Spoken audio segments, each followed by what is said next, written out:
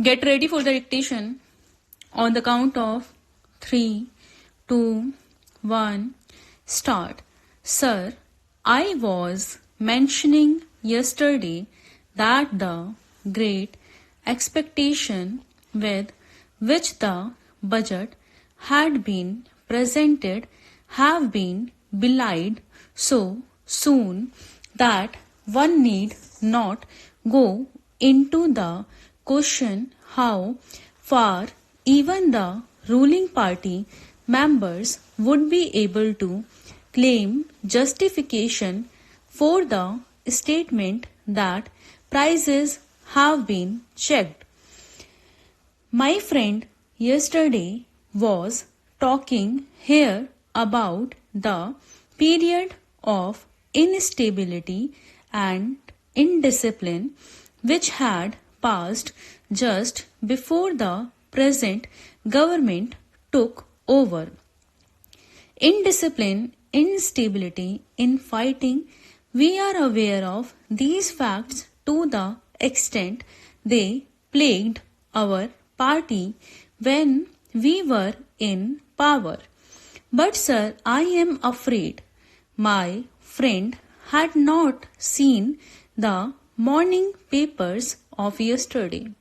Otherwise, he would have been aware of the exhibition of unity that was being given by his party men at various places. In Chandigarh itself, there was a report of a regular fight having taken place between the members of his party, between supporters of the Chief Ministers of Haryana and the former Defence Minister, and they used fisticuffs and sticks, even stones were with the members of his party, which the ruling party is claiming, or maybe it was part of the new economic program which they are always talking about. Sir, about stability, we have a picture of stability in the various states, and I don't want to ask my friend if he had spoken to the Chief Minister of Andhra Pradesh or Maharashtra or Haryana or any other state to find out how far he was happy with the situation he was supposed to be presiding over. It is for anyone to see that for more than several months the administration in Andhra Pradesh is at a standstill. We do not know how many ministers are in the dissidents group and how many with the chief minister. This thing goes on. Right from the start, Honorable Member has been facing difficult weather in Maharashtra, although there have been explanations to prove and establish that there is no trouble. But people know more than to believe in this. With all this, the party deserves our good wishes and the finance minister our best hope in the difficult task that he has set himself to. It is not only a question of giving him lip sympathy or being apologetic for any word of criticism that our friends from that side may make. It is a difficult situation which has to be better managed. We were told that coal management has been improved during the last several weeks. Only yesterday there were reports that the South Central Railway has cancelled 21 trains because of shortage of coal. There are reports of mismanagement in the Food Corporation of India. There was a report in the Times of India that rupees 10 lakhs appears to have been lost because of dal having been purchased at exorbitant price in Madhya Pradesh. All these are going on.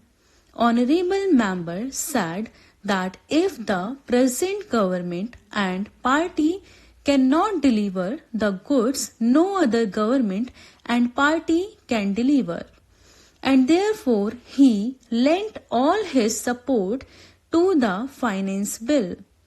There have been talk of a lot of problems being prevalent in the country after a period of 50 years. I only want to remind him that many of the problems that plague us today have their roots in the past. I was going through a magazine published by Indian Oil which carried an article on energy crisis.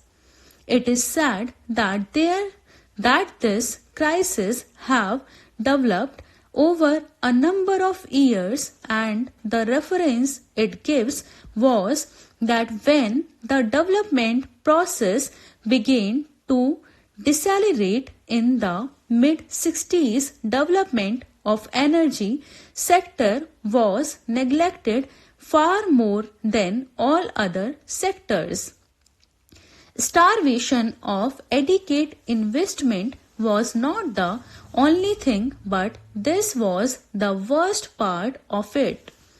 The pattern of development of energy resources and their utilization have suffered grave distortions because, according to that article, there was a switch to refinance on growing import of oil in disregard of all expert advice and caution, and this led to the neglect of hydro sources. In coal, two investments and production were allowed to stagnate for nearly 2 decades. Even after 1973 oil crisis, it is observed that attempts to regulate consumption and import of oil and emphasis on indigenous alternative sources were given up. There was a decision to step up extraction of oil from discovered sources in disregard of technical experts and planning commission, which favored conserving our modest resources for future. These things started when the present Prime Minister was in power, and the result is what we face today in the form of energy crisis.